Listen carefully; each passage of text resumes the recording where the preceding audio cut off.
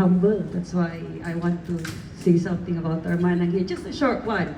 So our manang Betsy here brings a huge, rich wealth of experience of her leadership and managerial work and background with her extensive career in the NHS. Okay? So we are truly fortunate to have her guiding this organization and leading us today's event, and with her exceptional skills and knowledge. So let's give her a hand. She will kick off the forum first. I just want to formally welcome everybody and thank you for being here.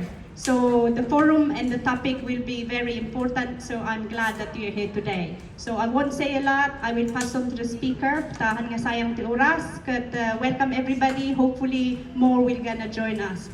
Bear with us with the setting and everything, but importante ada iti maadot tayo, kan ada iti ma-share tayo iti maysa kan maysa. So good afternoon everyone, and let me call on our speaker, first speaker, Ms Hilda Wag-iyen.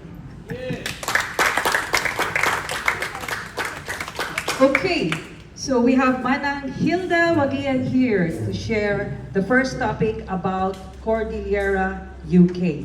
So, Cordillera Day. Oh yeah, Cordillera Day, sorry about that. So just a short and brief introduction. So Manang Hilda, I've prepared this for you, Manang, so please. Manang Hilda Wag-iyen has always been passionate and dedicated advocate for the indigeneity and equal rights, drawing from her years of experience in both her work back in the Philippines and here in the UK. So with her studies in law in the Philippines and a career in the health sector, she has consistently championed the inclusion of marginalized voices, people with disabilities, and those in care. She worked tirelessly to promote equality and representation, and with her deep commitment to community building, it is evident that in her efforts that she would like to empower or continue to empower individuals and create spaces where people are encouraged to participate, be heard, and drive meaningful change. One example of her recent contribution is when Manang Hilda played a key role in the facilitation of the Ecumenical UK Organisation consultation meeting held last October 2024, which is a pivotal gathering that ultimately led to the establishment of the Cordillera UK Organisation. So please, let's welcome Manang Hilda to the floor, our professor for today. Story of our beloved Cordillera, our rich history, the struggles and successes of our ancestors, and the courage of our people who stood up to protect our land, culture, and identity. Okay? So the second objective is to reflect on why we celebrate Cordillera Day not just as an annual event, but as a powerful reminder of who we are, where we come from, and the values we carry with us even far from home. Okay, so that's the second objective. So just bear in mind of these objectives while we listen to our speakers.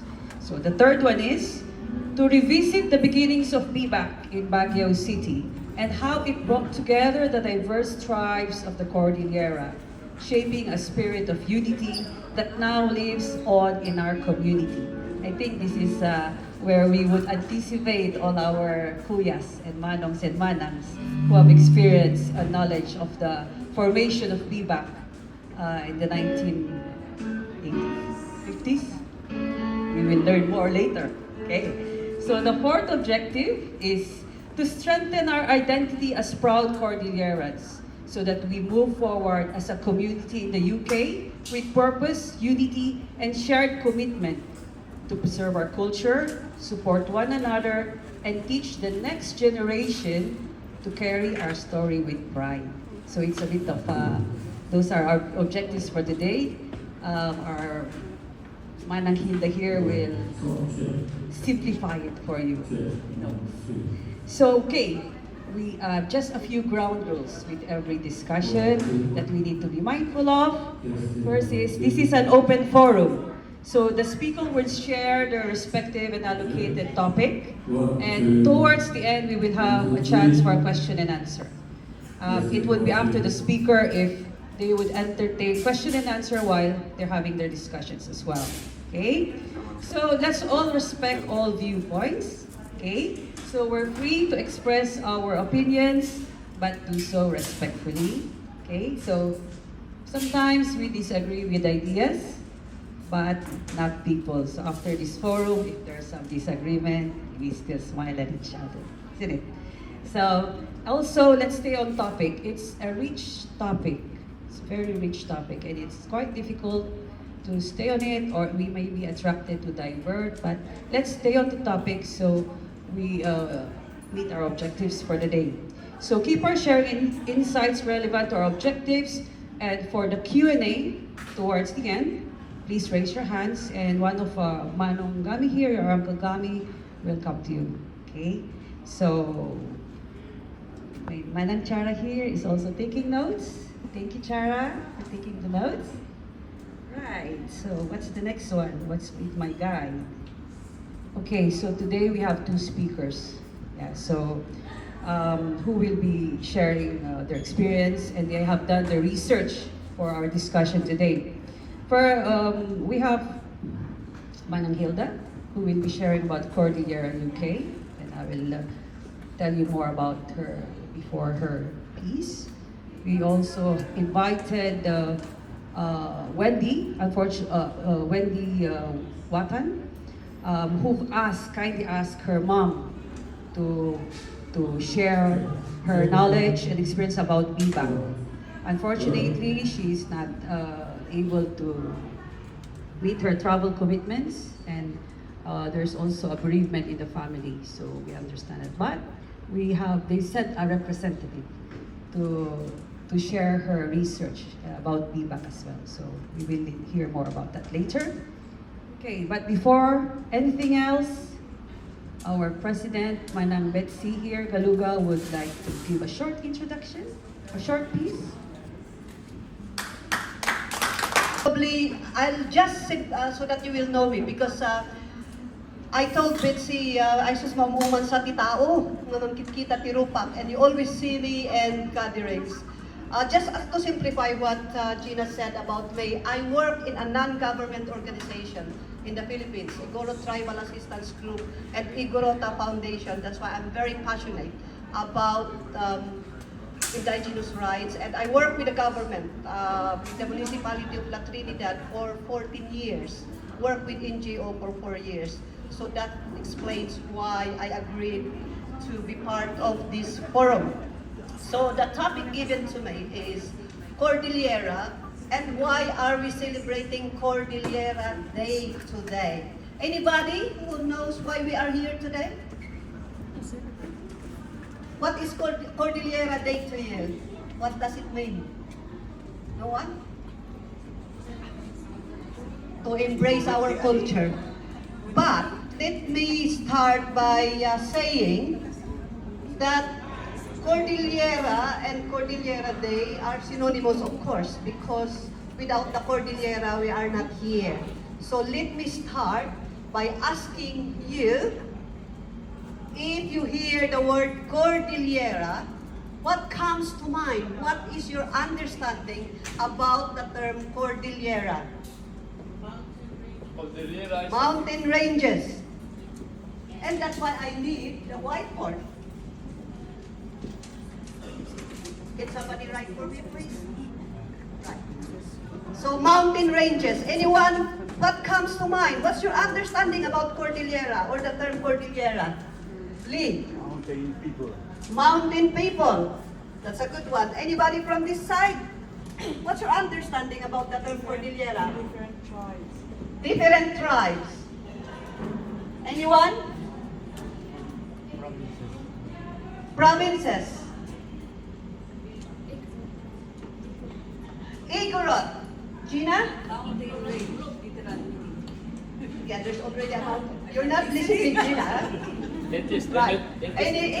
Louis? it is the network of just see this is a network of mountain regions. Okay. Mountain regions. I'm not asking just about the description. I'm asking what comes to mind. What's your understanding Okay. Yeah, but that's correct, Louie. Mountain ranges. Okay. Harbon. Network of being the same, similar. Similar culture. Anyone else? Communities. Now it's coming out. Tribe of the Highlanders. Tribe of the Highlanders. Gangsa. Anyone else, Juby? Igorot. It's the unit. Determination. Traditions and festivals. Tradition. Indigenous people. Indigenous people from our dear Gabi. Right. Anyone else? Mother, our elder. What's your understanding about the third Cordillera? When you hear about it, what comes to mind? Traditional. Anyone else? Sorry? Dancing. Tradition. For me, it's like the creation of the whole card. The whole creation of cards. Louis. According to the Spanish, it is the rope. They call it the backbones. It's The rope. backbone. Ancestor. See, it's coming out already. Anyone else? Lee. BIBAK. Anyone else? It is the it is the unity of the Unity. regions, different Okay. regions. And endless question.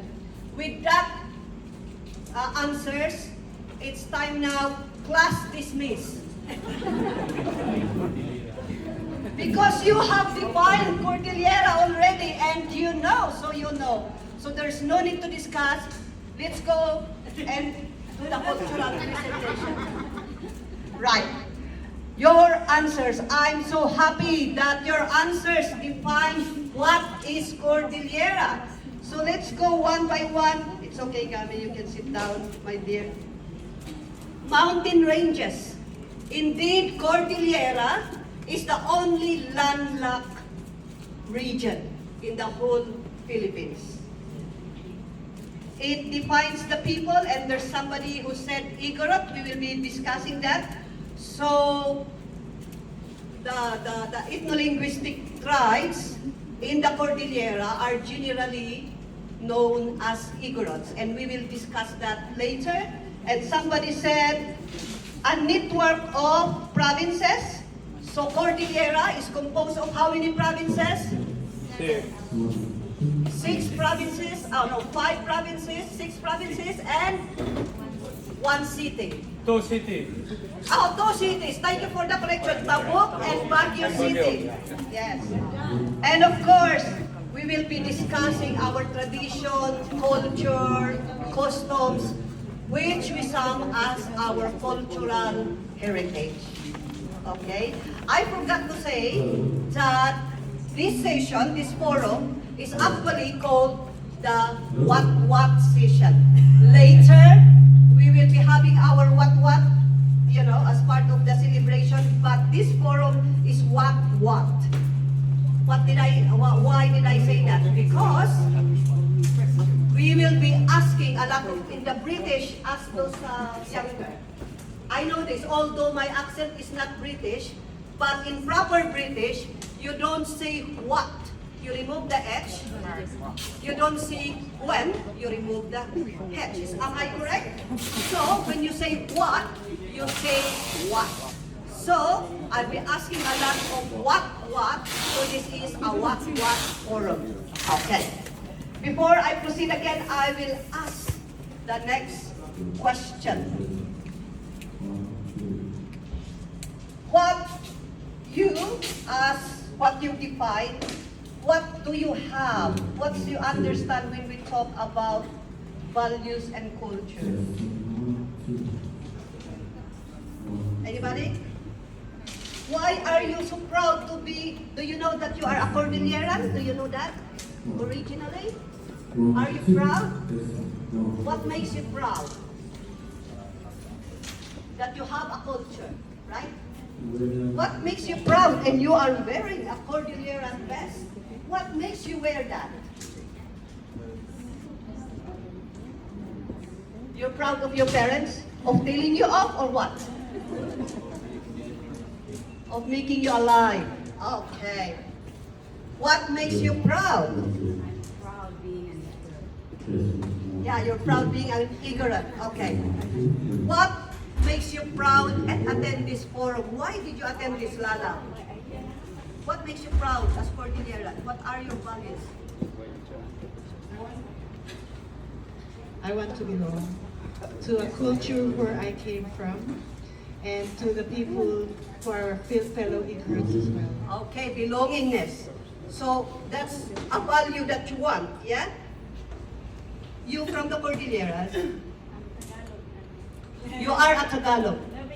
Nueva Ecija. What makes you support us Cordillerans and come to attend this forum? Because I believe it doesn't matter where we came from, we need to unite each other. Well done. So one value of Cordillerans is we are united. So see, even if she is from Nueva Ecija, she supports us because she wants unity. What else? Joby, what makes you proud? What are the values? It's the culture. What is in the culture? And the number one is the unity. Unity. Of the Cordillerans. Unity of the Cordillerans. Dagon. What? What? What is what to you?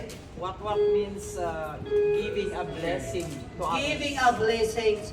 So these are the values that makes us proud as Cordillerans. So let me summarize that.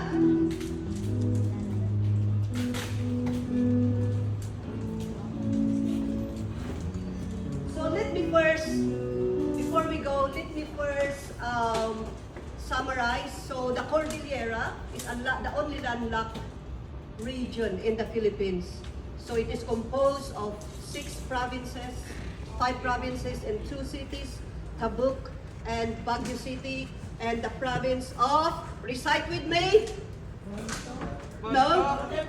Mountain Province, Benguet, Alinga, Apayao, Ifugao, Abra. Okay. These provinces was created during the creation of the CAR administrative region, which I will be explaining later. Before 1966, it's the old mountain province. It was not divided yet. So these are sub-provinces before. It was just termed as mountain province. It was after 1966 that it was divided, and later in 1987, divided and formed the Cordillera administrative region. How are we called? What are we called?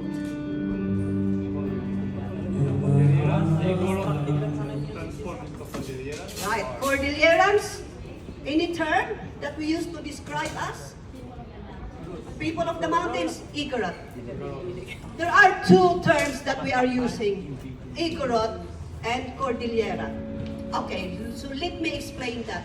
Igorot, we did not name ourselves as Igorot. It is the Spaniards, the Spanish, who named us as Igorot. They say that it came from the word Golot, which means the mountain, and the prefix I, either I or Y, which means from. So they say it's from the mountains. So let me repeat, it was not us who gave that name, but it was during the Spanish time. So it has, up to now, it has negative misinterpretations because during the Spanish times, and I will explain later, so we are divided as to the term Igorot. Let me ask us one time, are you proud to be Igorots? Yes. Are you sure? Yes. Are there from Ifugaos here? You're from Ifugao, I will explain later. Right. There are 2 theories.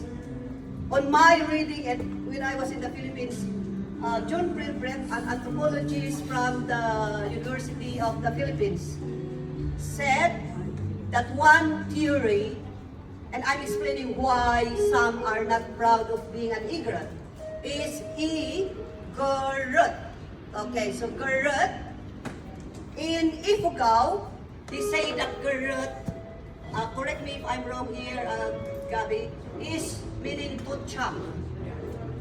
And other terms as well, in the Philippines, Gorot is to cut. Okay? Yeah, so they don't want to be associated with that to cut, especially with the history that accounts that before they are head hunters. So we have to respect, because of that Gorot, meaning of Gorot is to cut, let's respect the Ifugaos that they don't want to be called Igorot. Is that clear? On the theory, another theory is the theory, and you know him, William Henry Scott, okay, a known anthropologist, historian, and a writer who came here as a missionary from the States and resided in Sagada. Those from Sagada, you should be proud of this. And he wrote Discovery of Igorots. And I encourage you to read this book because it's very, very descriptive of how Igorots were discovered. Actually, it's not the literal meaning. During the Spanish times, so it accounts very detailed the Igorots' way of life and during the Spanish colonization. Okay, it is free. You can access it. If I can remember that, go to the website archive.co. You access that. I want you to write that on your phone, because tonight, after the party, or tomorrow, please read Discovery of Igorots so that you will know the history of Igorots during the Spanish time. I repeat, go to archive.co. It's free of charge, you just need to register, and you can see a lot of books there. One is the book of William Henry Scott, Discovery of Igorots, and he has another book, Cordillera, and there are other aces that he wrote. Okay. So we are clarified with the term Igorot. As I've said, let's respect if the other tribes doesn't want to be called Igorots. The term Cordillera. The Cordillera, Cordilleran or Cordillera, is the more broader term that identifies people who are from the Cordillera. So if you notice, and official documents in the, say for example, let's take an example of the Organic Act. Even the Organic Act of 1990 and 1998, in the recent Bill 3268 that was passed, it defines, it uses Cordillera and Cordillera, not Igorot, because it's a broader term that means people from the Cordillera. But having said that, we are not taking away our pride of being Igorots as well. So if we are talking about the ethno-linguistic groupings, a general term for that, Igorots, but if we're talking about the whole region, is Cordillera or Cordilleran. That's why it was me and Angie advocated really when we were choosing the name Cordillera, the name of the organization, to be Cordillera, because it is inclusive. It speaks of the people, it speaks of the region, it speaks of the culture, and it speaks of our ancestral domain. So are we clear with the differences of the two terms? Yes? Yes? Yes. That's clearer. Now let's go. We've spoken about the values earlier, and you've said unity, the culture, and all that. Let me summarize some of the values.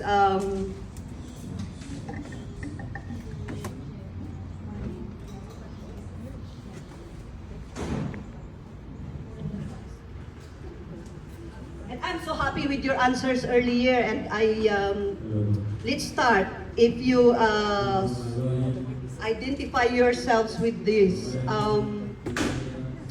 One Cordillera value is the respect for the land. We are stewards of land. And because of our history during the Spanish time, which I will explain later, we become defenders, stewards of land. We value land. It is our life. And I will explain that when we discuss makliing dulag. Second value that I'd like to emphasize is binadang, badang, og-ogpo, at duyon. You know, this is similar to bayanihan. What's your understanding about binadang? It's a very popular term when we speak about Igorot, binadang. What's your understanding about the term binadang? Helping each other. It is a very value that we should be proud of because we are practicing it even if we are here in the UK. I'll give a classic example. During the wedding of Amy and Lee, everybody contributed from the preparation of food, from preparing kapoy, the whole, and everything. That is a very classic example of binadang. So in the Philippines, when somebody is building a house, they allot a day for everybody to go and help. Carry stones and everything. Did you witness that, those who are old-timers here? Yes. Yeah? So everybody, they bring. No, at that, can I speak some Ilocano? Yes, you understand. If there's somebody who died, they will not go there to have a cup of tea, but instead bring tea, coffee, bread for everybody to partake. And they give a buloy. And during wedding, in that as well, they give monetary contributions. And I remember every time my sisters wed. Oh, you asked me, I never experienced wedding, yeah, because I'm single, by the way. So they give what we call sopon, so that is also binadang, and they write the amount. Okay, it's not necessarily that we will give in return, but it's a tradition that if you give, when somebody wins as well, from that side, you give money. Okay, so from birth to death, I mean the bayanihan is experienced. Your helping here is a classic example of bayanihan. Okay? Another value that I'd like to emphasize is the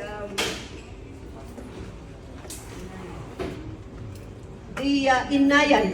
She said it. Who said that? Yeah, who said that? Another value that we subscribe with is inayan lawa ngawi. What do you term in Ifugao? What do you term inayan? Pangangaya or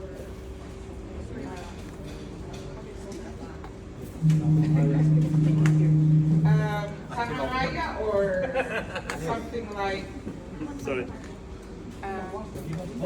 Asking of food?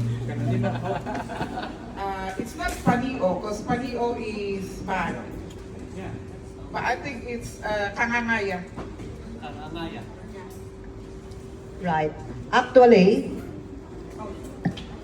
inayan lawa, thank you for that, Gabi, by the way. Inayan lawa ngawi is in English, doing goodness as a way of life. You do good because if you do bad, something, a consequence might happen to you as an individual or to your family. So in effect, in very simple terms, is doing good. Yeah, so in our culture, there are set of rules that you don't do because you have to do good. Because we believe that if you don't do good, there is a consequence. And in fact, sometimes there are rituals. If you your parents, you've done something, they have to do some rituals toward a perceived evil to come. So remember that inayan, in simple terms, is doing good, yeah, and we are scared of the consequences. So you hear your parents, you don't do that, don't do that. That is bad. Instead, do good. Because doing good, we will have a good life If you don't do good, then there's a negative consequence. Is that very clear? Right. Another value is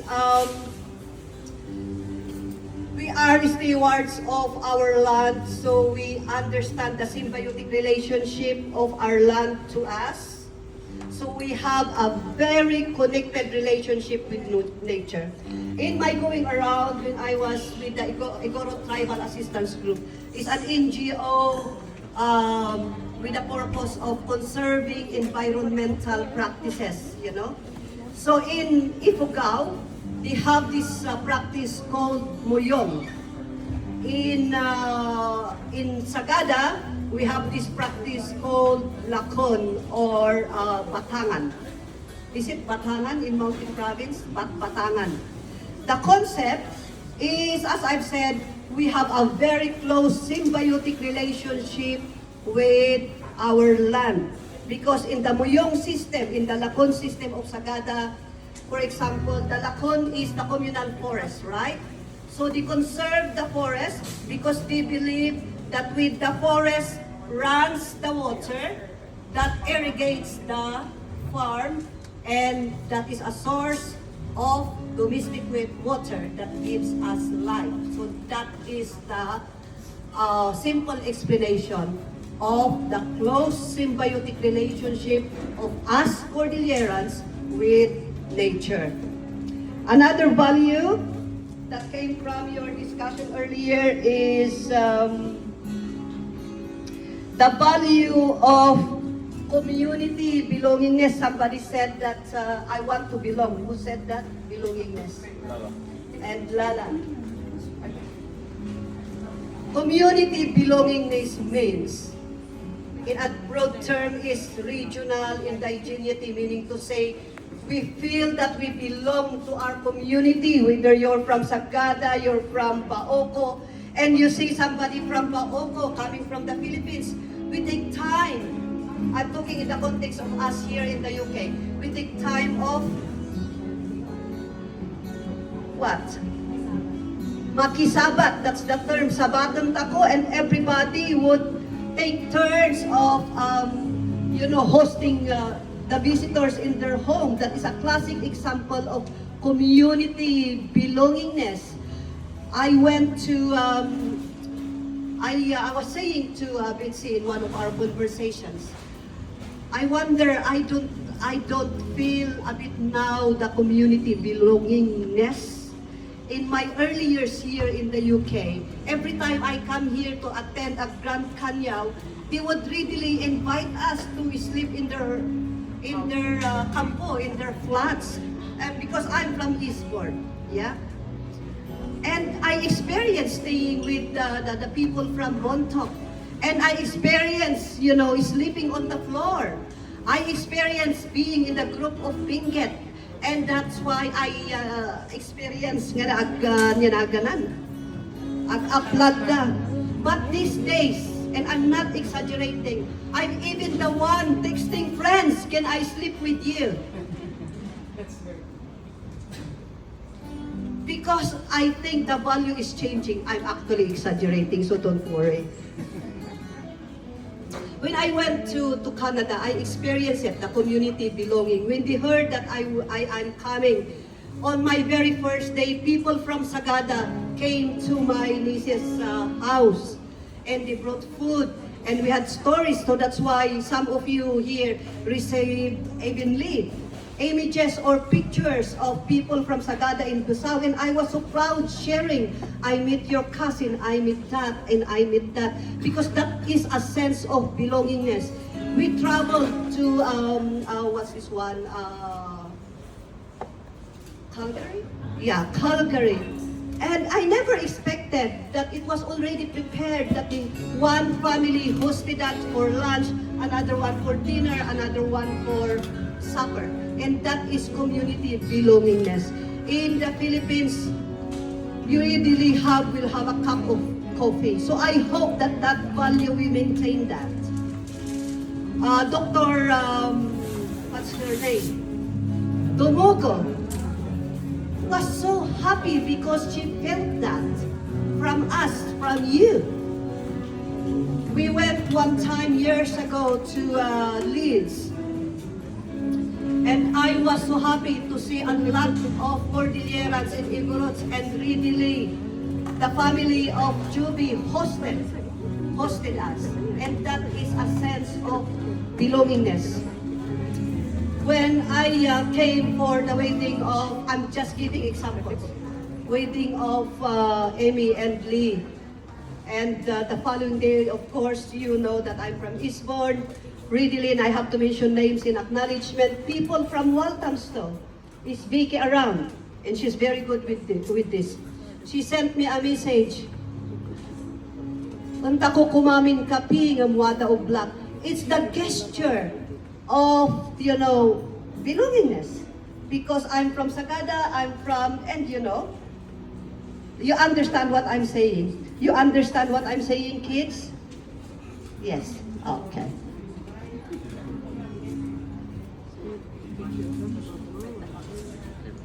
One value is the simplicity of lifestyle. Igorots and Cordillerans are known for their simplicity. And I have to face this one.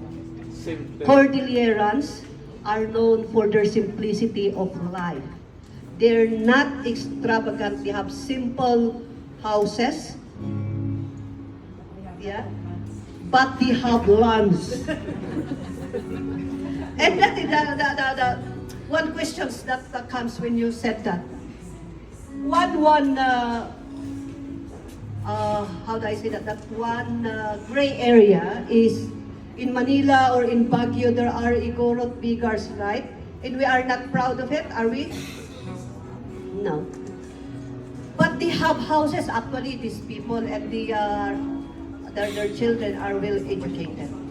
But going back, Igorots, Cordillerans are known for their simple way of life. But they are proud. They don't need a lot of Levi's. They don't need a lot of stereo. Unlike, I'm sorry, I'll just make scenario metaphorical one.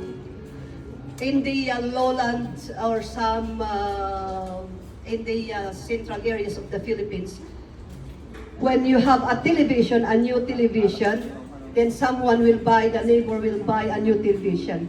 If somebody has a new fridge, and the other one will buy a new fridge. And that is not a Cordillera value. Am I correct? Yes. Right. So in here, it doesn't mean that if somebody has helped me with this because I'm not a branded one. So it doesn't mean that Gami, she's wearing a Louis Vuitton bag. It doesn't mean, Lala, that tomorrow you're going to buy a Louis Vuitton.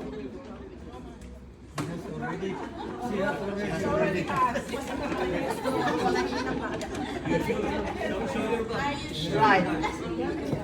Let me cite an example. This one is actually, let me, did you hear what I said earlier, Vicky? You're late. I cited an example about you, but you didn't hear it. When we went to do a car boat in Eastbourne, and of course, there's a lot of items there. Where are the car boaters here? And we were looking, and Joy Aliwana was looking for branded bags and all that. And she's very happy because she bought. And when we went home, we were joking. When will you use your branded bags? I will ask you, Kami, it's good that you are wearing it. When are you going to wear your branded bags and branded shirts or everything? You use it just for a special occasion? No, for working. Yeah, exactly. So I asked them, when are you going to use that? It's just few occasions and all that. So accordingly, even those who are going to be a nanny, apan agdalos, and all that, they have to wear their Louis Vuitton and branded things because there's no time to wear it, even if they're going to clean. Because while cleaning, by just looking at the Louis Vuitton, it gives them confidence that they can afford a Louis Vuitton. Okay? And it's nothing, there's nothing wrong with that. But I'm trying to drive out is generally Igorots, Cordillerans are simple, especially us here. We have to send money first before we buy our Louis Vuitton.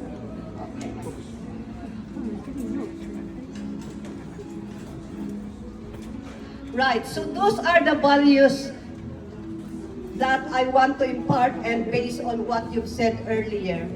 The second objective of this forum, and we're running out of time actually, is we have to know and appreciate our significant past. What past are we talking about that affects us today as Cordillerans and as Igorots? The old timers, what are some significant past that you can share? It is actually about the discriminations. Exactly, very good, Louis. You pass your history. I'll put a check mark on you. One of our significant, oh, sorry, Lala. Yeah, I was holding this, but I was encouraged to say this after your first part of your this topic. I'm now becoming proud, full-blooded Igorot, having a paternal father hailed from Antado and Tutupan, Sagada, and my mother full 100% from Bontoc. And of course, I was born in Kiangan, Ifugao, and grew up in Bontoc. And what makes me really proud to become a full-blooded Igorot is, you mentioned the Spanish colony. The Spaniards has conquered the Philippines for more than 300 years. But what makes us indigenous is that we haven't been conquered by the Spaniards. Exactly, that's what I'm going to say. Well done. And that's what I've read this in the article from the book that we got from Brussels. You know, what makes us proud is we haven't been touched by the Spanish, so they mock us to say those people from the mountains. And that's what I understand now, what you said, like Igorots. We came from them. And then you confirmed that from the article that I read in that book. So thank you for your sharing. Well done. So that's what exactly I was about to say. During the Spanish time, we were conquered, colonized 350 something years, 320 years. So it's 3 centuries. But the Cordillerans, the Grand Cordillera, was never colonized. Because why? Because we defended our land. So there are conflicting theories here. Some say that because we value our land, we value our life. You know? But another theory is because the Spaniards, because of the terrain of the Cordillera, they couldn't penetrate. But the more popular theory is because Igorots are freedom lovers, they love peace, and they love their land. It's their life. So even all the conquest strategies, they never. So that's why we are proud of that. And in fact, that is the very basis of our cry for autonomy. Because during the Spanish time, is self-governed, is self-determined themselves. They have their own culture that is passed up to this day. So just in addition to what you were saying, Madam Hilda, earlier on, is it's about why the Ifugaos are being identified as people who doesn't want to be classified or called Igorots. It's actually because of the Spaniards. It's because of their implication that we are oppressors of our ancestors. So I think that is the main reason why we don't want to be identified as Igorots. So please don't take it as Ifugaos are like don't want to be called as Igorot. Of course, Igorot now, especially now that we are in a different country, we always love to be called as Igorots. Thank you. So let me summarize that, and thank you, Lala, for that. Indeed, we vote for our freedom. And as I've said, that laid the foundation for why are we asking for autonomy? Because even during the Spanish time, we love our independence. As I said, that laid the foundation for our wanting to be self-governing region. Another significant history, but I don't want to explore on this because we are lacking of time, is the 1887 exposition in Madrid. Those who attended the ICBA conference, I think there was a resolution passed by the read by the president of BIBAK. We met him during our holiday to Spain, and he presented that. Because during that exposition, the Igorots were what? And that is the very first that Igorot were pictures as barbaric, savage, headhunters and all that. Okay? And in the same, so that's the Spanish time, yeah? Let's go to the American time. The American time, they were able, of course, to go to the mountain provinces, and that's why we have Anglican in some parts of the mountain provinces. A significant past that we need to learn is it's the same that happened in 1887 in Madrid. What happened in St. Louis, Missouri in 1904 when they exhibited as well Igorots in the Igorot village. So that's why up to now, Igorots are termed as barbaric, savage, because in that Igorot village, they asked the Igorots, mostly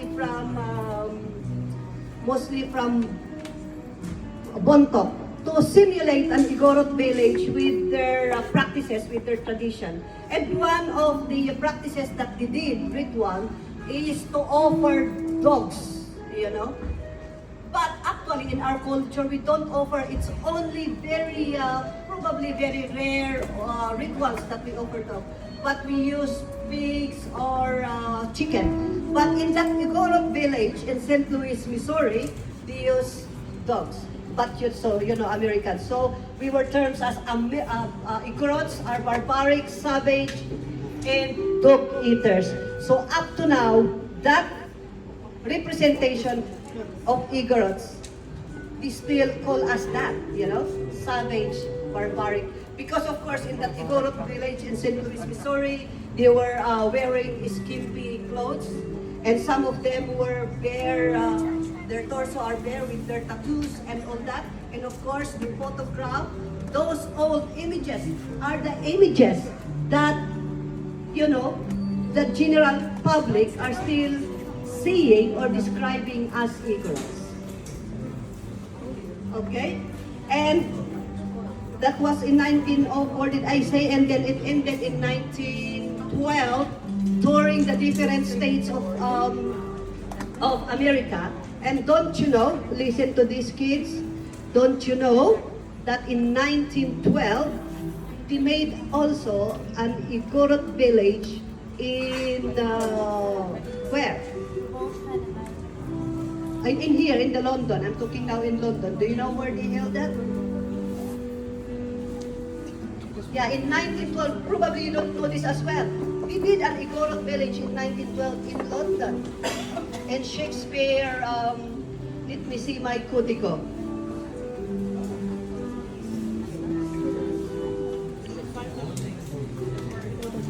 Right. So, in 1912, they did a similar one, which they did in the States. 1912 Shakespeare England exhibition. So they included Igorots to be part of that exhibition. So, as you know, they again pictured Igorots with their skimpy, bare breasted, with the tattoos and all that, and their rituals. So again, it continued. But this is very important. They did that in 1912 in Shakespeare England. But I hope that you will be proud of what I'm going to say. They did that Igorot village in quotation in 2015. Who participated in that 2015 Igorot village? Not any one of you here? Gina? Any one of you? In 2015, the Igorot UK made a simulation of Igorot village, a hut with... Gina, you have to remember that with the very purpose of what? Portraying Igorot as proud people with distinct culture in contradiction of what was portrayed in the 1912 Shakespearean exhibition. So I hope that you will remember that as part of our history and we learn from it. The Igorot UK, which they are members before, were, they did not like what happened in 1912. To erase that, is developed Igorot village in 2015 with all their costumes, with all their dances. So don't forget that part of history. Okay. Now, let's proceed. So that's the time of the American, and during the time of our speaker will deal into that one in the 1950s. We're now talking about the post-colonization period. In the 1950s, there's a growing Igorotism. When we say Igorotism, you are proud of being identified as Igorot and practice its culture and tradition. So in the 1950s, the Baguio City was becoming a booming city for education. It's becoming an educational center. So the first BIBAK was formed on that time in the 1950s because of their desire to solidify and unify the different tribes of the Cordillera, which were known that time. Recite with me again. What is BIBAK?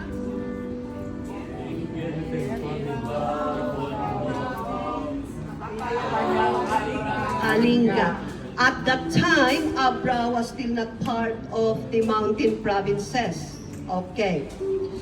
The next speaker will talk about BIBAK, so I don't want to dwell on it. So the first president was Alfredo Lamon, who is from Sagada. So Sagada, you should be proud that the first president of BIBAK was Alfredo Lamon, who later became the first governor of the old mountain provinces and became as well a representative of the long district of mountain province for 2 terms. Is Nora here? She is near. She's near. She's there. So I don't want to discuss more about the BIBAK because I might be discussing what she's going to discuss. So anyway, that's a silly. So it became a unifying organization for the students who belong to the different tribes in Baguio City. Another, I forgot to say this one, another part of our history, and you should be proud of this, is sometime in 1945, Carlos P. Romulo, you have to remember this because I'm going to give a quiz later. Carlos P. Romulo wrote a book, Mother America. In that book, titled Mother America, he wrote, and I quote,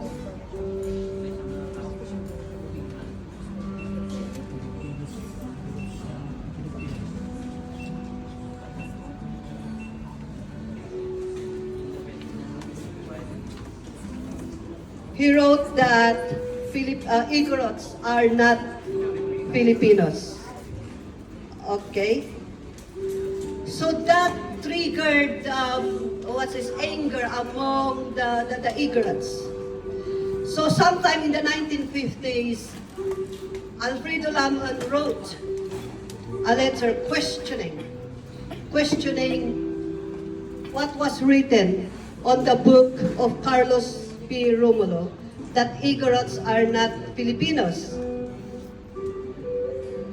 It's actually, for your interest, it's actually page 59 of the book, The America. It says exactly, the fact remains that the Igorots is not Filipino and we are not related. That is the exact statement that Carlos P. Romulo, he wrote in page 59 of that book. So Alfredo Lamon questioned that, and he wrote, and it was published in publications in Baguio City, questioning that Igorots are not Filipinos, but indeed Igorots are very Filipinos, and we are very proud in that ignited the passion of students to really be identified as Igorots. Let me quote a very popular quote from Alfredo Lamon. He said, and remember this, between Carlos P. Romulo and me, the only difference is that he wears his G-string around his neck while I wear my mind below. So the only difference between Carlos P. Romulo is that he wears his G-string on his neck, but for Lamon, he wears it below. In that case, he is referring to oneness. We're lacking of time. And I'd like to bring you to another part of history, and that is now bringing us closer to why we are celebrating Cordillera Day. In the 1970s is the martial law, if you remember that, kids. In the 1970s, the Philippines was put to a dictatorial regime, which we called martial law. And the Cordillera region was a source of development, and one of the development projects is the Chico Dam. And I'd like to draw, Gami, if you could, you remember the Chico Dam project in the, yeah? Right. The Chico Dam project during the martial law time, the purpose was to build 4 mega dams in the different parts of the Cordillera, 2 in Kalinga, Tinglayan, and 1 is part of the Tabuk area, and you listen to this, and 2 is in the mountain province, 1 is in Sadanga, and 1 near the Bontoc proper. So the purpose of that, right, you could hold that. For you to clearly understand, let me draw the map of the Cordillera.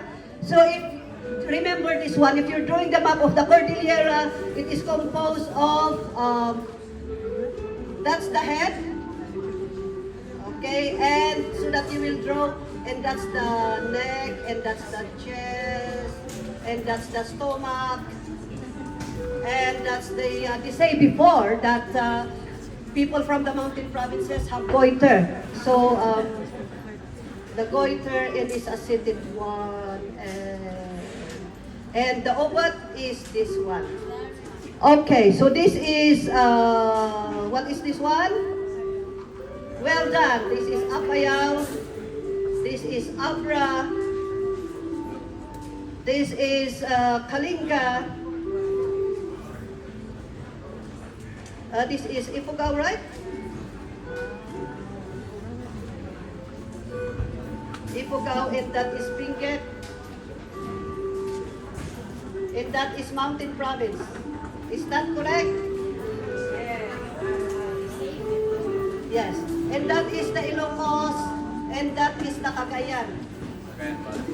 Okay. So the Chico Dam project will affect, the Chico Dam project starts from Mountain Province, for you to understand, and then it flows to Kalinga, and then it exits in the Cagayan Valley. So it will affect, during the time, 100,000 Igorots. Okay? So 1,000 Igorots, it will submerge this whole area into water, because just imagine that it's a dam. Okay. So thank you, Gami. Thank you for that. I just illustrated that so that you will remember something when you go home. So because of that, there was a great opposition from the Igorots, and one of them who really was is now referred, I'm sorry, the defender of the Cordillera, of the land of Cordillera, is MacLean Dulag. Can you remember MacLean Dulag? Yes. So he led the opposition and united all the tribes. And it started in 1975 when the Social Action Center of the Vicariate of Mountain Province, led by, listen to this one, Betsy, Father Pat Goy-Goyen. Yeah? So they organized a multi-sectoral consultation and lead to the organization of different churches. So that was the start of creating public awareness against this dam. And then in May of 1975, they did a grand abodong in Quezon City. So all the more that it invited the interest of the people to support the opposition of the dam. In November of 1975, you listen to this one, 150 Pangat members signed abodong in opposition to the dam. Am I going too fast because I'm very, very conscious of the time, and I'm leading to something. So they did abodong of this 150 Pangat. Okay. I think it's noisy. Turn it off. Turn it off.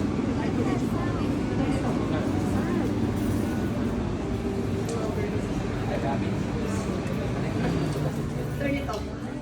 Now, I'd like to join me so that you can really imagine the struggle of the Cordillerans, the Igorots, in defending Chico Dam. After the grand bodong, were 150 pangats. You know, the pangats are the peace pact holders signed in opposition. There were so many, I think there were around 100,000 who joined that peace pact holder signing, I mean. The following day, and I want you to imagine this while I'm saying it,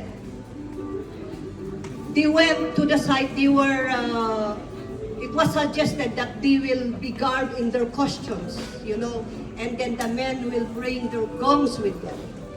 The women will dance and everything. So they went to Tumyangan, that's the area side of the dam. So just imagine that military were around to secure the area, and there were bulldozers, so they were operating the bulldozers.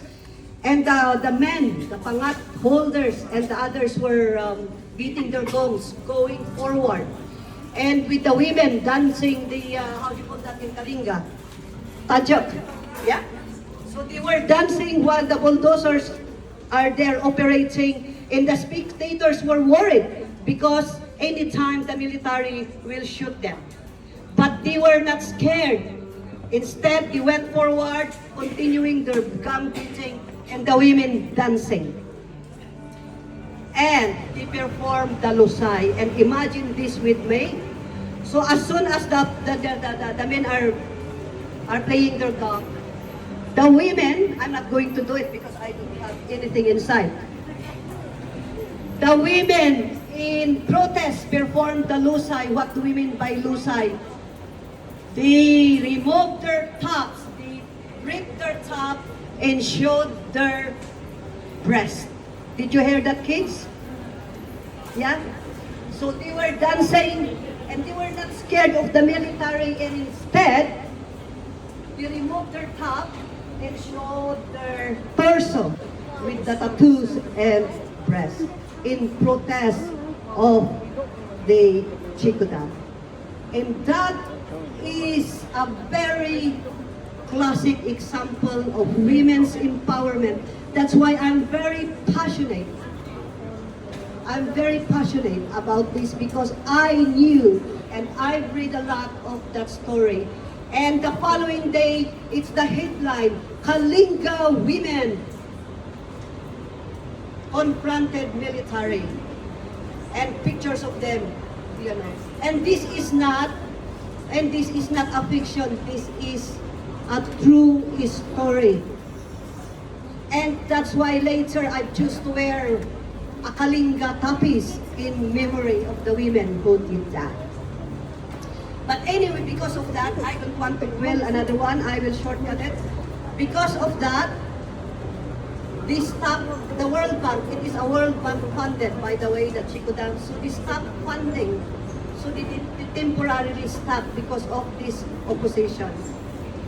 And sadly, Marcos intensified military. So unfortunately and sadly, on 24th of April 1980, military ambush assassinated Macleing Tulag.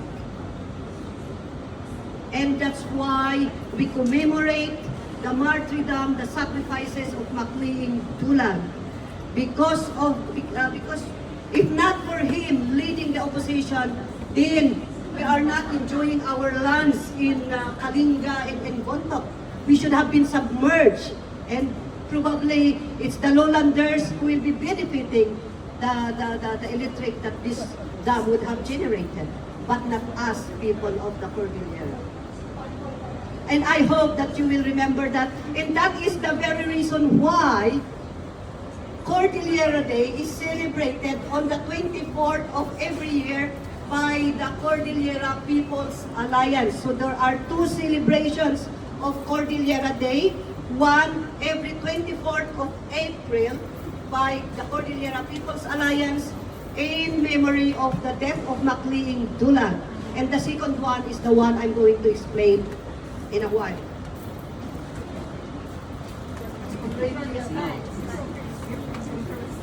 It's already 3 o'clock and I'm just halfway. Are we starting the Ecumenical Service? We have time, Manang. Huh? Make it short, so the Okay, second I'll one. make it short. Yeah. Are you getting more interested? Yes. Okay. And I'm talking too fast now. So because of that, you remember I said April 24 is another Cordillera Day celebrated by Progressive Growth and Cordillera People's Alliance. Now, why are we celebrating then Cordillera Day on the 15th of July of every year? Why? Why are we celebrating? Anyone? I will shortcut it and I will not entertain your answers at this time. I don't know, but as far as I know, President Aquino, in preparation for this autonomy for Cordillera, Corazon Aquino, I think, signed executive order. Right, let me just summarize it because and thank you for that. I will give you 100% grade anyway. Okay. So what happened before we go to that? You have to remember that because of this Chico Dam struggle and opposition and all that, there's the New People's Army were gaining strength, right? Okay. But and you know that 1986, and I understand that of all of you, who is the president in 1986, by the way, of the Philippines? Who? Corazon Aquino. Because of what? Because, of course, we know, because of the INSA People's Revolution that ousted Marcos, then came Corazon Aquino as president. So, as I've said during that time, there were the NPAs were gaining ground in the Cordillera, but the Cordillera People's Liberation Army separated from the NPA and formed another group. Who knows Balwag? Conrado Balwag, anyone? Who remembers Balwag? Oh, you remember Balwag.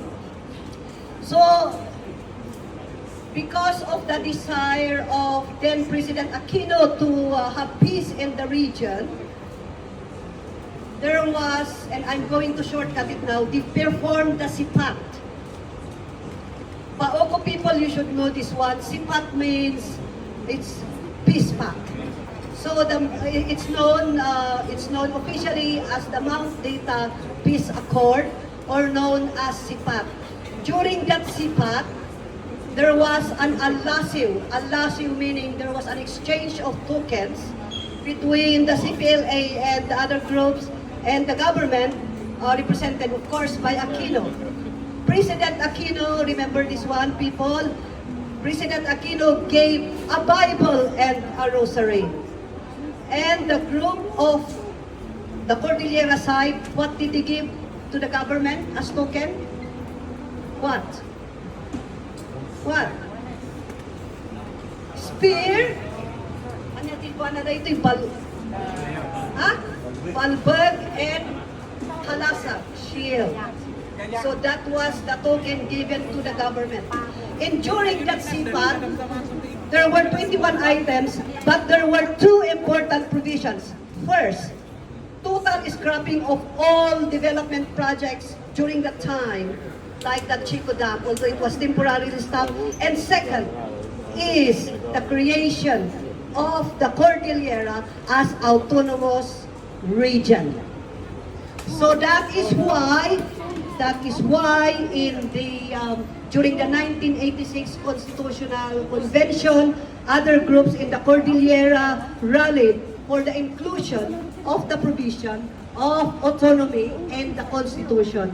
So that's why in the 1987 Constitution, ratified on the 2nd of February, there is a provision there that an autonomous region shall be created both in Mindanao, in the Cordillera region. Okay, but going back, so the CPAT was signed on when? 1987. During Executive 220. July 15,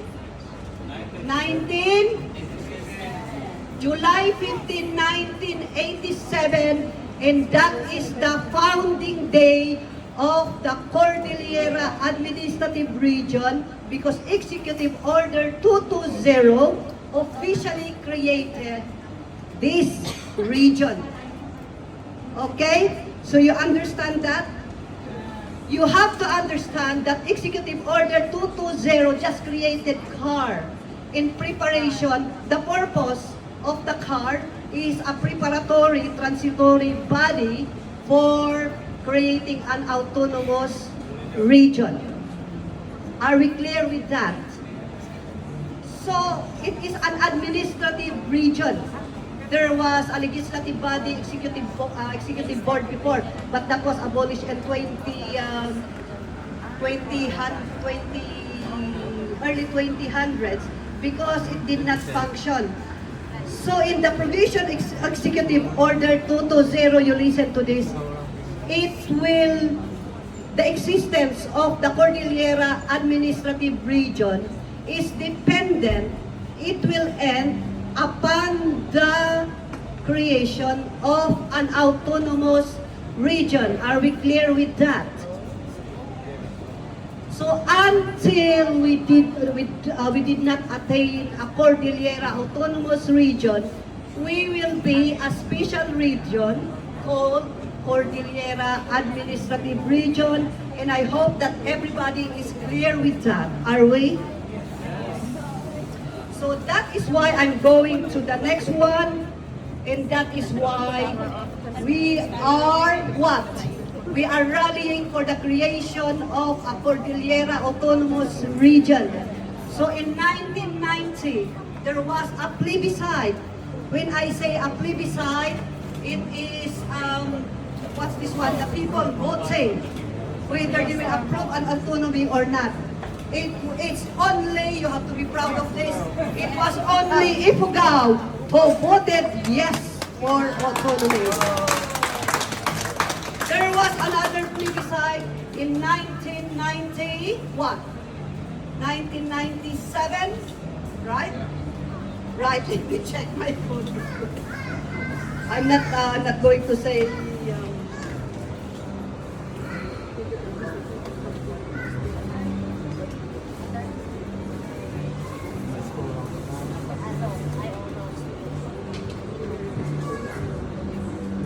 right. So in 1998, that's the second plebiscite. Who voted yes? Who voted yes? it is only Apayao. So there were 2 plebiscites that it failed. There were series of bills being passed, the latest of which is RA 3268. But it did not go to House Bill 3268. But because the term of office ended, it was useless. So they have to start again. So I had spoken to the Chief of Staff of Congressman Dumugan. It is the first bill that Congressman Dumugan will pass in Congress. But on this forum that we are not going to discuss what is the coverage of autonomy, what are the pros and cons, because it is a tedious process. So I encourage you to get involved. Once the bill is passed, let's educate ourselves on that. I will not entertain questions because we're running out of time. And I will now, I will now go to the end of my discussion. With this discussion, and I am sorry to remove some of the discussions. With this discussion, I ask this very important question. Why did you become a member of Cordillera UK? And I want this to be documented. And what do you propose? What do you want to suggest as plans or programs for us to be proud of our cultural heritage? For us to be proud, as you said in one of the objectives of the organization, is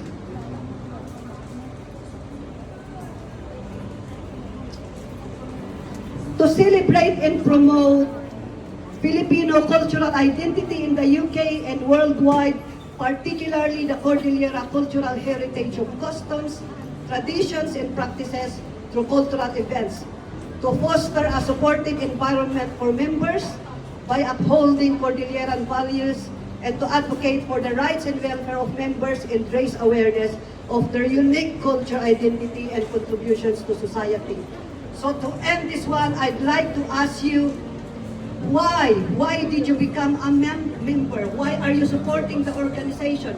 What would you like to suggest as specific programs on what to do? And I want this to be documented so that we can submit to the officers. Yes, thank you very much for the privilege to speak. Yeah, so in behalf of the many people who are coming all the way from the countryside, and of course with the knowledge that we have a very able and a very energetic leader who is in the person of Ms. Betsy, may we please suggest an inclusion of the Cordillera community from the countryside. Okay, if you could take note of that. We'll just get that, Lala. We have appointed the daughter of Gami to take notes, I think. Gami or Gina? Charo. And anybody from the Cordillera UK as well to document? I joined this because I wanted my children to be aware of what Cordillera Days and to know where they belong. Yeah. And the reason why what I wanted to get from here as well is, you mentioned countryside, Manang. I wanted us to reach out to our fellow Cordillerans in Ireland, North Ireland, Scotland, and Wales. The reason why, because I noticed it's only England who are actively participating, but if we can reach out to them as well, that would probably be more. Okay, reaching out to Ireland. Did I correct that? Okay, any others? Why are you proud and what are your suggestions? Why are you proud members of Cordillera UK and what do you suggest? Hello. Yeah, actually I'm going to say this a little bit, but for me, the main purpose is to, it's the word ipatawi.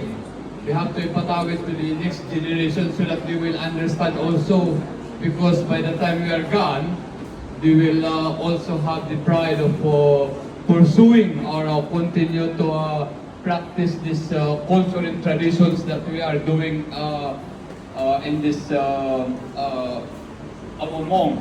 So, Okay. thank you. Right. I have what's this? Our president is giving me a signal, and once the president is the one giving me a signal, I'm scared. So I have to stop. But I'll give you an assignment. Can you please write or message and then submit to Gina what you want Igorot UK, Cordillera UK, sorry. Cordillera UK as programs, specific programs. What do you want us to plan and implement? So can I ask that as an assignment? Yes, we will. We will follow up. Right, please, write suggestions, please. And because in closing, let me just say this one. Thank you so much for the opportunity of sharing. I know there was a lack of time because we started late, but I hope that this is a start of further forums because it's not good to be rushing and not entertaining questions for us to learn together our history. Why are we proud of our cultural heritage? So in closing, let me say just a quick one. Can you say on this group of Papa? Now there's gum. The gum is a symbolism of unity. So after this forum, I hope that we feel more united. As we've said, unity and solidarity. So if I'm the conductor, if I say that, you say it at the same time, Om Papa, Om Tiririt, Om Jesus, and we say Salidungmay. Ready? We do it at the same time. Remember, our song is Ay Salidungmay. That's one. Om Papa, Om Ps, Om Tiririt, Om Pis Ps. Ready? 1, 2, 3. Ay Salidungmay, Salidungmay,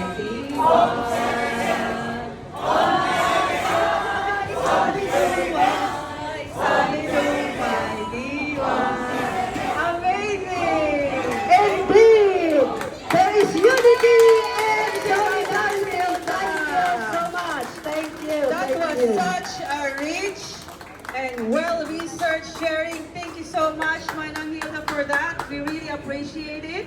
And I hope you learned something. But before we go to the second part, I hope you learned something about the history of the Igorot, the Cordillera, the start of the Cordillera Day, and who we are. All of this is all about our self-determination, our struggles, our fight for our autonomy, our learnings of our indigeneity, and our preservation of our self-determination. So thank you so much. Let's give Manang Hilda another round of applause. Perfect, thank you.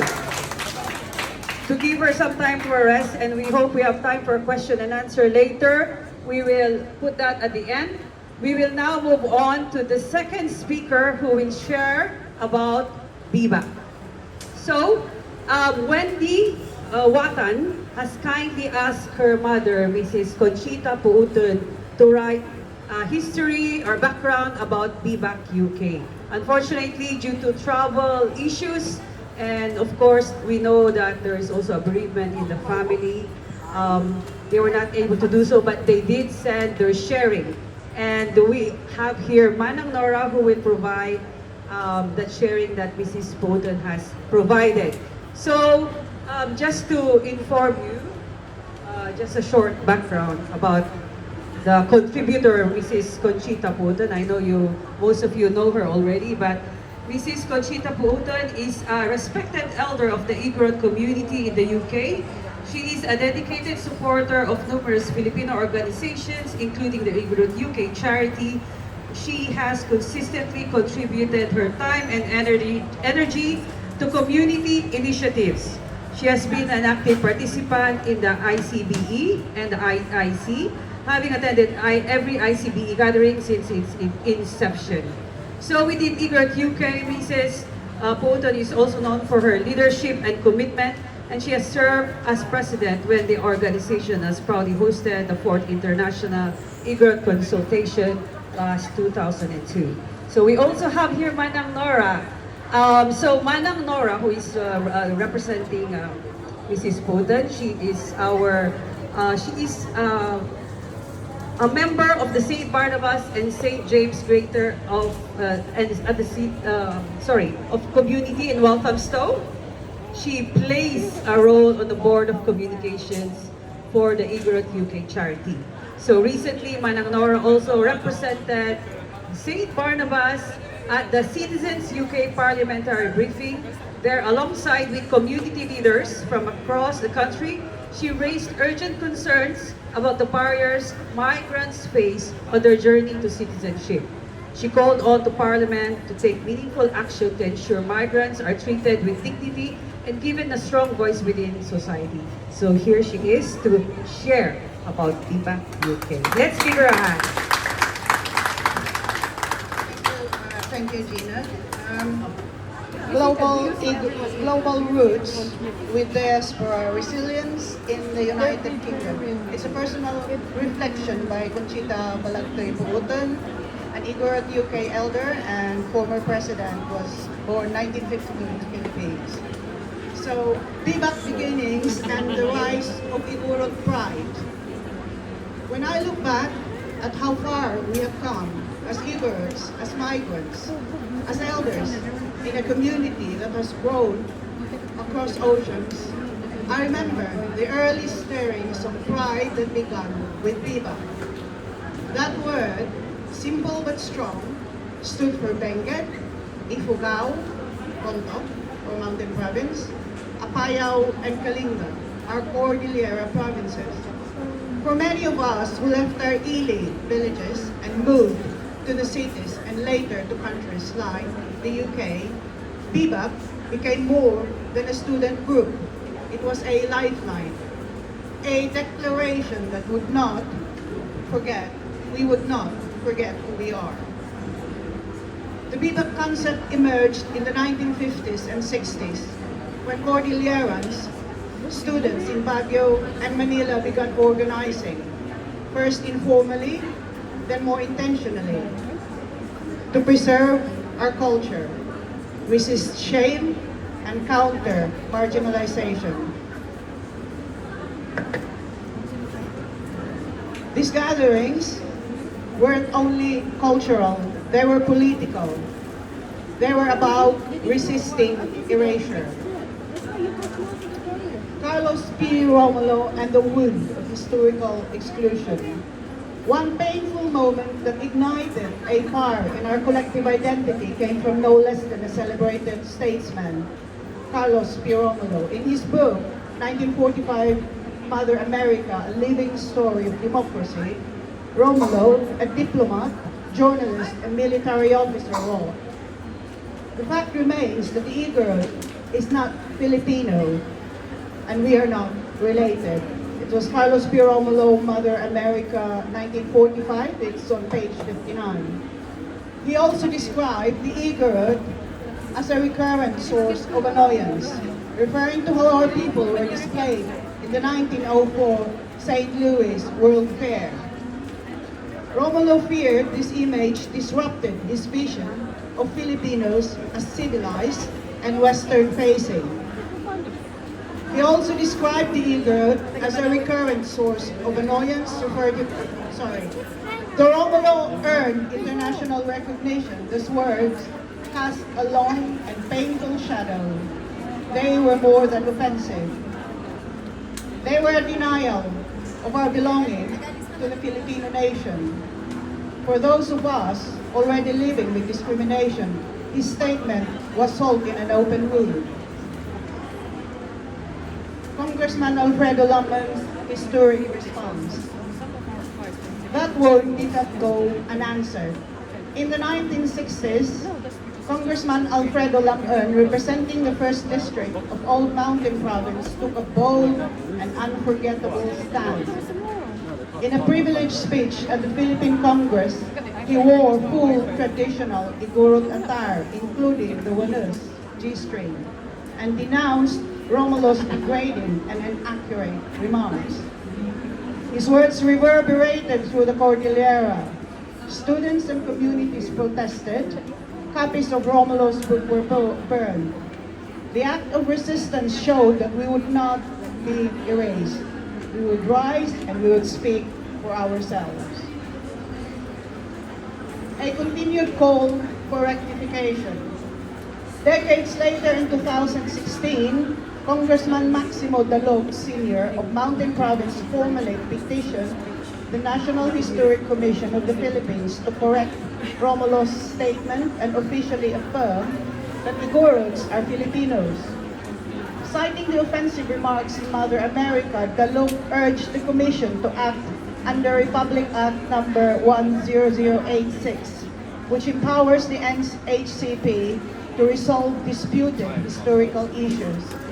In his later dated November 21st, 2016, he wrote, instead of treating the Igorots in an annoying way, they should be thanked and merited upon for preserving the original culture and traditions of the Filipino people.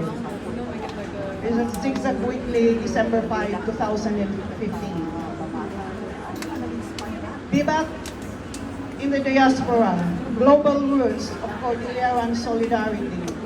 From the 1970s onward, as Cordillerans migrated abroad in growing numbers, working as nurses, caregivers, seafarers, students, and domestic workers, BIBAK organizations took root around the world.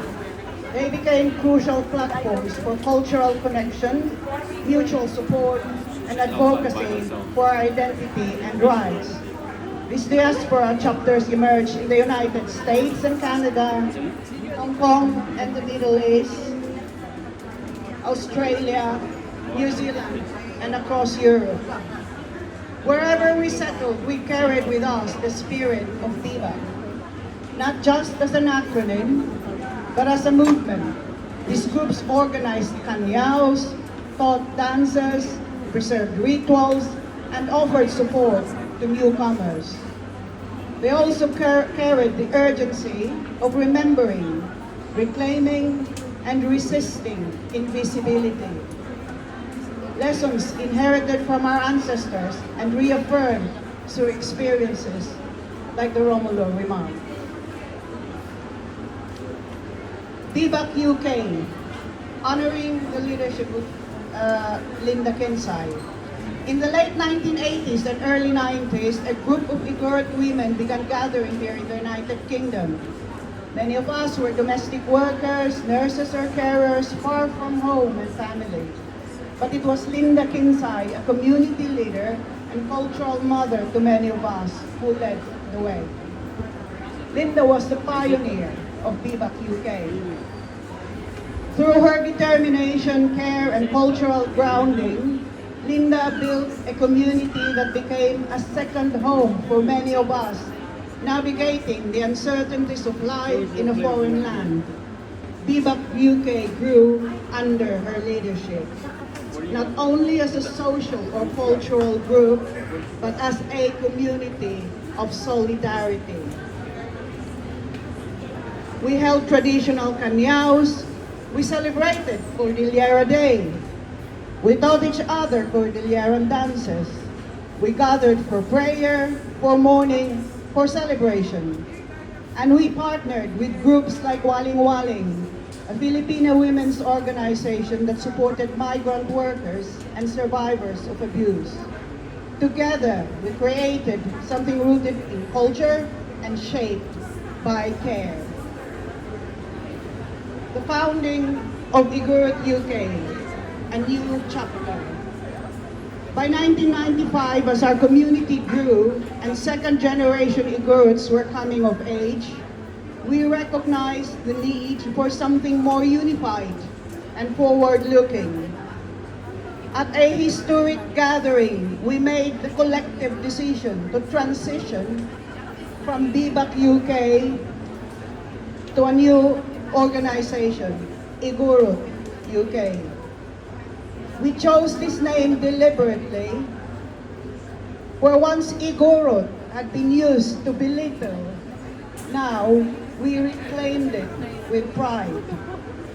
My husband, Attorney Conchita Pooten, became the founding president of Igorot UK.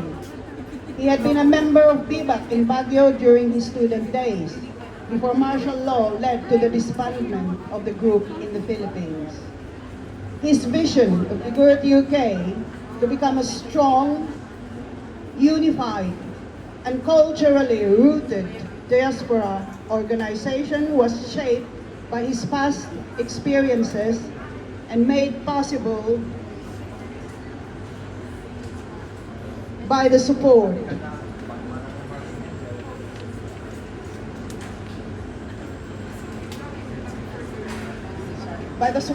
and dedication of the founding pioneers and women who had faithfully built up BIBAK UK. It was a collective effort grounded in trust, mutual respect, and a shared determination to pass our heritage forward. We were also deeply inspired by the second generation, our own children, who even in Britain had felt the sting of discrimination for being Igorot. Yet rather than turning away, they began to reclaim their identity with pride. Their questions, their stories, and their courage reminded us that the work of cultural preservation was not only backward-looking, but forward-facing, toward those who would carry our legacy in new and powerful ways. Following Richard's term, Engineer Edmund Bucknewson became president. He focused on strengthening community gatherings, ensuring the organization continued to serve as a place of connection and support during times of transition. Carrying the torch, after Edmund's term, I had the honor of serving as president of Igorot UK.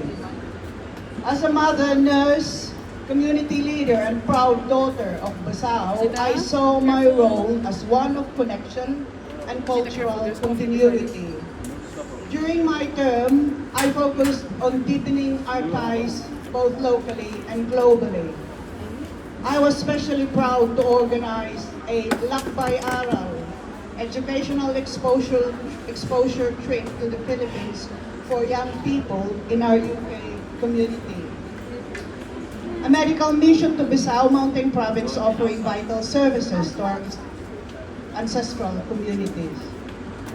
The fourth Igorot International Consultation, IIC, in 2002, hosted in London at the British Museum, bringing together Igorots from around the world in one of the most prestigious cultural institutions in Europe. These were not just events, they were acts of cultural affirmation, healing, and continuity. I also had the privilege of serving alongside other presidents who carried the vision in their own ways. Linda Kinsay, William Solang, Ursula Baido, Robert Balagtoy, Archibald Nabos, Juliette Manarin, and Theodora Bakyan. Igorot UK remains not without challenge. Igorot UK has not been without its challenges.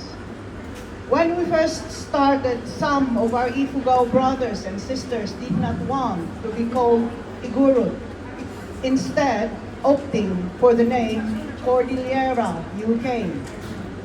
However, through open dialogue and relationship building, especially under the wise leadership of fellow elder and pioneer Carmelita Nanglegan, the group eventually folded into Igorot UK.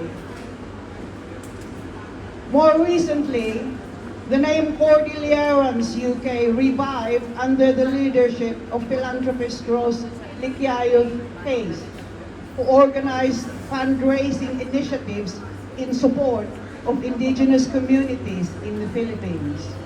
Perhaps the most significant challenge we faced as a community was the organization registering as a charity. Under the leadership of my brother, the late Robert Balaktoy, Igorot UK was first registered as a charity in the UK. A major milestone that gave us formal recognition and a new responsibility. At the time, there were administrative challenges and limited experience, and eventually the charity status lapsed. But the desire to re-register the organization as a charity remained strong. The officers during the term of President Juliet Manarin took serious steps to register the organization again as a charity, and this effort was continued under President Theodora Bakyan. It was under her leadership that Igorot UK was re-registered as a charity, this time during the COVID-19 pandemic. Some officers and members expressed disagreement over the process by which the charity was registered. While consultations were held to address these concerns, a resolution was not reached. As a result, a separate group operating under the name Igorot UK Organisation, led by the late Virginia Casey. Eventually, after time and thoughtful negotiations between the Igorot UK Charity Board elders and the group, an agreement was reached with the Igorot UK Organisation. The latter ceased using the name Igorot UK and formally adopted Cordillera UK Organisation.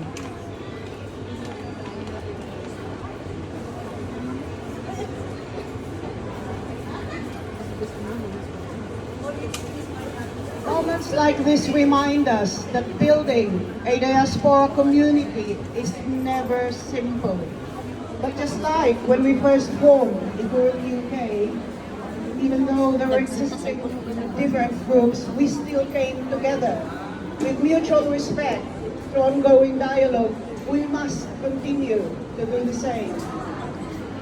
Looking back to when we started and fast forward 30 years, the number of Igorots or Cordillerans in the UK increased. Therefore, it is not surprising that other organizations have emerged. But as an elder who has been in the UK for over 50 years and part of Igorot UK for 30 years, I say, no matter how many organizations we have, we must hold the same objective: to promote unity, preserve identity for the next generation, and stay true to the reason why we created Igorot UK in the first place: to remain proud of who we are and pass our culture to the next generation, so that the next generation doesn't just say that they are proud, but feel proud. Before, we were fighting against the hurtful words of Romulo and the discrimination from fellow Filipinos in the UK. Today, let's not fight each other.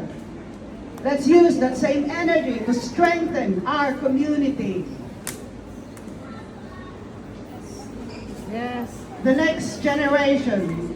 Today, our daughter Avril Pooten serves as chair of Igorot UK. I want to be honest. When she was asked to take the role, she said no twice. It was only when I arrived back in the UK after nearly a year in the Philippines that I encouraged her to say yes. I told her the charity was too important to be lost again. I reminded her it was not so easy to register it in the first place. As an elder, I knew it was time for the next generation to carry the torch. It's all your time now. The things we started 30 years ago were not only for us, they were for all of you, and for those who will come after you. It's all your time now. Enjoy Cordillera Day as you continue to share and celebrate our culture here in the UK. Yours sincerely is Conchita Pooten, UK Elder, former President. Thank you so much on how the organizations have evolved throughout the years. Thank you so much. Okay, great. So we have a few minutes while we are wrapping things up. I think we have time for a couple of questions, and we will now proceed to the next, which is our Ecumenical Service. I think our father, priests, and our religious leaders are ready. So, 2 questions. Reserve your questions later, or sharing. 2 questions or sharing. I know I have one, I've asked Katie to prepare a question. I don't know where she is now. I think she's outside, but yes, 2 questions before we move on to our Ecumenical Service. Manong Carbon, do you have an input about BIBAK in the Philippines? A short input? I think it's just Yeah, just a wrap up. Thank you for the privilege of speaking in front of you here. Anyway, no, I'll go 100% of the input information about the timeline of BIBAK, but since I am born within that time frame, so we are looking forward. We can see the correlation of BIBAK as the people who are living within the Cordillera, the constituents of the Cordillera region. We sustain that unity to become one, or in solidarity for the continuing push for our autonomous region in the Cordillera. Because as of the moment, as the speaker Wag-iyen said, we are still, the proposal of the autonomous region is still on pending. And there are lacking documents to be completed. And we hope that one of the founder writer of this autonomous region, of which is under the personhood of Congressman Dumugan, again back to sit in the Congress. Fingers crossed that he will finalize the approval. And for the sake of our children, the autonomous region that we are fighting for is tantamount or being similar to what is our system of government here, which we call the federal system of democratic system, of which in every county we have our own self-governance. That is the similar to what is Cordillera autonomous region that we are pursuing for. Thank you. Thank you, Madam Carbon. Okay, I think it's time to wrap up. We would like to remind Manang Hilda's homework to please provide your feedback regarding why we are celebrating Cordillera Day and what is your expectations From Cordillera. What is your expectation? Elaborate. Let me remind your assignment. I'd like you to please, we stated a while ago the objectives of Cordillera UK. I want you to please submit what are your suggestions as to how we would attain the objectives of the organization, meaning specific suggestions that you'd like the organization to do, like projects, programs, and the like. So please submit to what's the Kiera and to Gina, even by messages or anything. Okay, so I'm expecting that. Thank you, Manang Hilda. Okay, Betsy. All right, we prepare ourselves for the Ecumenical Service. Manang Betsy, do you have something to say? It's time. It's time. It's time. You're excited. Thank you so much for being patient. Let's all give our hands for attending and listening to this forum. Thank you. Right, thank you everybody. Thank you to our speakers, to all those who give input. Let's give ourselves 5 to 10 minutes to have a little comfort break. We have some snacks and water, cold water in the corner. There's coffee and drinks whilst we prepare the setup for our ecumenical service. So ecumenical service will start at 4:45 down at the main hall. Have a comfort break.